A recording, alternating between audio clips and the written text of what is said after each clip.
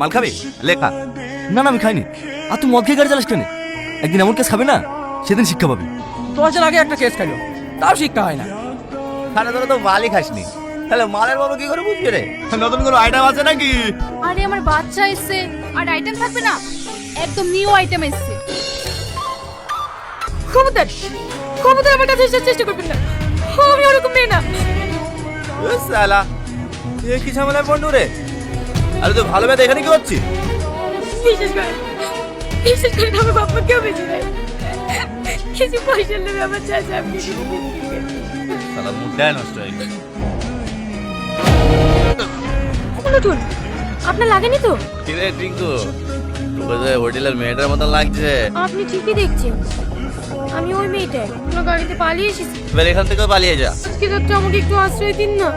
ওরা কিন্তু চলে যাবে। হ্যাঁ তুই বাড়ি কাট কালকে নিশার করে কাম হয়তো ঢুকে পড়েছিলি।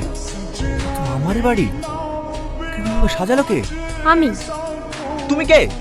কাল রাতেই তো আপনি আমাকে আপনার বাড়িতে আশ্রয় দিলেন। আচ্ছা ঠিক আছে, সকাল তো হয়ে গেছে, এখন যাও। কতবার করে বলি পুরো মাল খেয়ে গাড়ি চালিও না, এবার থাকো 2 মাস বিছানায় পড়ে।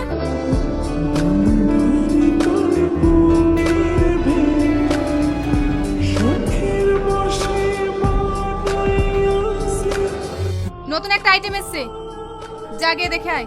না না মাসি, ওসব ছেড়ে দিয়েছি। সালমা বলে না, মেয়েটাকে কি কোথাও দেখেছি? আমি দেখিনি। ওর সঙ্গে তোর কিসের সম্পর্ক বল? ও আমার বউ। এই সমাজে থাকতে হলে সমাজের নিয়ম কানুন মেনে বিয়ে করতে হবে। ঠিক আছে, আমি আপনাদের কথা মতন কালকে ওকে বিয়ে করবো।